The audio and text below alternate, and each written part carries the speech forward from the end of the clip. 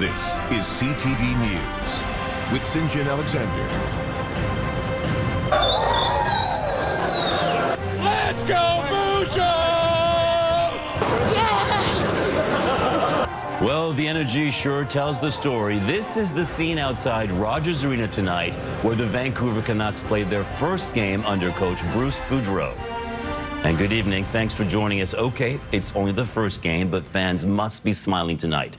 The Canucks cleaned house and now have a new coach. We'll have highlights from the game and hear from fans in a moment. But first, Ben Nesbitt on a new era in Vancouver. There is a lot of frustration in the stands here. Canucks fans voiced their displeasure loud and clear Saturday night. Long shot, blocked. The team stumbling to another disappointing loss. That displeasure clearly felt by the owner as well. We believed we'd have a much better team than what we've been seeing, that we'd have a better competitive team this year. So now it's time to go into a different direction with a new coach and a new GM.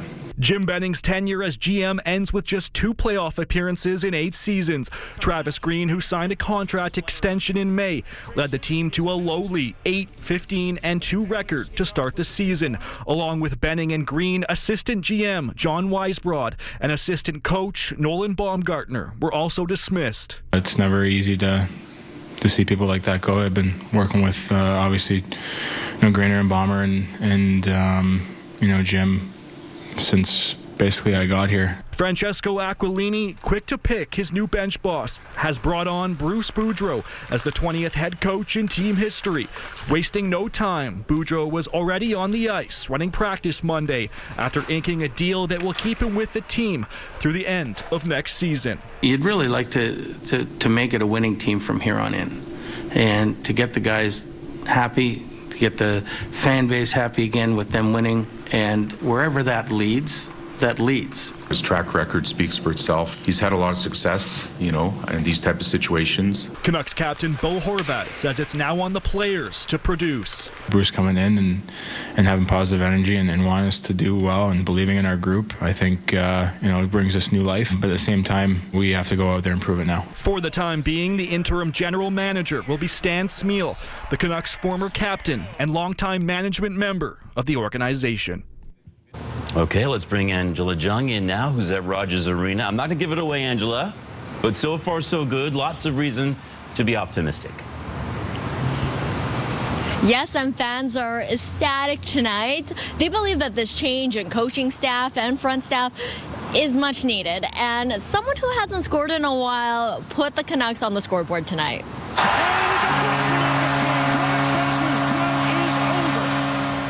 And just like that, the 14-game drought is over for Brock Besser. The Canucks built on that momentum. Yuko Lemiko scored his first goal as a Canuck. Garland and Miller also put away goals. And this was Thatcher Demko's first shutout of the season, so lots to celebrate tonight. Fans are thrilled by the results, and they say they're hopeful for the rest of the season. I mean, having a new coach in there, it probably gives them a whole new energy and a whole new outlook. It was good. They're awesome. much more aggressive play style. I think it's working. It looked like the team is pretty fired up, that there's a new regime, I guess, if you will. I think he's being very effective. I know in the past he's done well as a coach. This is what we're hoping for. This is what our Vancouver fans and our fan base have been looking for years. And I really like the new coach, and I think it helped us out a lot. We're stoked about it. For the Canucks. Well, as you heard, it's being called a new regime, a new era. So some people are still reserving judgment, saying that this is Boudreau's first game, but so far, it's a pretty good start. 4-0 tonight. Sinjin? Yeah, good start for you, too. You have a future in sports reporting, Angela. Thank you so much. Well, we got our first real taste of winter today in Metro Vancouver and the Fraser Valley early this morning. Snow was there. Up to 10 centimeters fell all over the region. Maria Weisgarber now on our first real blast of winter. A steady snowfall before sunrise had people waking to yards, roads and sidewalks blanketed in white across Metro Vancouver and the Fraser Valley. A little surprised, but can't really do much about it, so. Once in a while it is good, it is okay. I'm not a huge fan of the snow, but I guess we need a break from the rain, right? A kickstart to the winter season, according to Environment Canada, which issued a special weather statement for Metro Vancouver, calling for 2 to 4 centimeters in most areas and up to 10 at higher elevations. It looks like parts of Surrey have certainly gotten quite a bit of snowfall. Also, higher elevation neighborhoods in Coquitlam and the North Shore as well. The snow did lead to power being knocked out in some areas. With snow landing on top of some trees, and those trees making contact with some of our power lines. So as a result, a couple of thousand people in the Lower Mainland and some sections of the Fraser Valley lost service for a couple of hours this morning. As well as thousands left in the dark on northern Vancouver Island. TransLink was making preparations for the snow as winter weather has caused problems for transit in the past. But in the end, they say things were running smoothly. We did all we can to prepare for what may come, and that includes, spraying de-icer on our trolley head wires, making sure additional staff are on standby if need be, making sure we have tire socks ready to be deployed on those routes serving Burnaby Mountain and the North Shore. And for the next snow, transit riders are being reminded to prepare as well. We really encourage our customers to leave extra time in their commute to check their routes before they go and to dress for the elements. But people may not have to worry just yet. We're not expecting a whole lot more snowfall in the coming days. The brief blast of winter, just a reminder of what the season can bring. And Anna's coming up in just a moment with the forecast. Well, to the latest on the flooding now, and more people are being allowed home. But just as the recovery is beginning, a new problem has surfaced: looters. Mary Cranston has that story. We had to take out, and now we're trying to clean. Kelsey Mosterman and her family have been working around the clock trying to salvage what's left of their winery and distillery. So the water levels were about here. To give you a clearer picture. All right, here's a grand tour of Lake Mosterman. Many essential items destroyed or floated away, including 40 wine barrels, but they managed to find some on a nearby road. So we didn't have time to pick everything up, and the next morning, half the stuff that we left on the side of the road was gone. As road barricades are removed, she says looting has increased. People taking what look like valuable items and leaving trash behind. It's kind of become a bit of a free-for-all that people are picking up whatever they find. This is news to me. I've not heard this. There are some barriers that have been stolen, police barriers, throughout the night. So that is an issue. Despite what's happening in Sumas, there are signs of hope that BC is slowly returning back to normal. Some military members were sent home today. The province says 126 troops will remain based in Chilliwack. Travel restrictions along Highway 7 between Mission and Hope have now been lifted, but restrictions remain on a number of routes, including Highway 99 and Highway 3. Our transportation network and supply chains continue to be challenged, and we need to limit our travel unless it's necessary. In Sumas Prairie, the evacuation order has ended for 200 properties in the green area.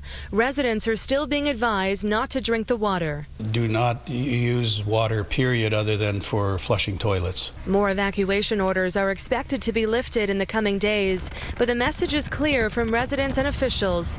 If you don't need to be in the area, please stay away. We've had enough, and we want to kind of just have that time to grieve without all of this traffic coming through. Mary Cranston, CTV News, Abbotsford. And look at this. Vancouver police say it was a miracle. Nobody was hurt. They clocked an Audi doing 130K in a 50 zone. When officers tried to pull the Audi over, the car only went faster. And when the driver tried to make a sharp turn off Granville onto 57th Avenue, the driver lost control. Police say the crap happened about a couple weeks ago, but the speeder has now been charged with dangerous driving. Transit police say a senior has been stabbed over what appears to be a dispute over a SkyTrain seat. The victim got on the train at Scott Road Station on Saturday. When he went to sit down, he bumped into another passenger who wanted the same seat. Transit police say they're looking for this man. They say the victim decided to sit somewhere else, but was followed by the other passenger who demanded an apology. The victim pushed the suspect away, held him down, and then he felt sharp pains on his side. The suspect took off at Gateway Station. The victim was taken to hospital with multiple stab wounds. The suspect is described as a male, 5 foot 7 inches tall, weighing approximately 130 pounds, with possibly a mustache or a goatee. He was wearing a black jacket with a dark hoodie pulled up over his head, gray sweatpants, and he was carrying a leather satchel. Now, police searched the area for some time but couldn't find the suspect. They're asking anyone with information to give them a call.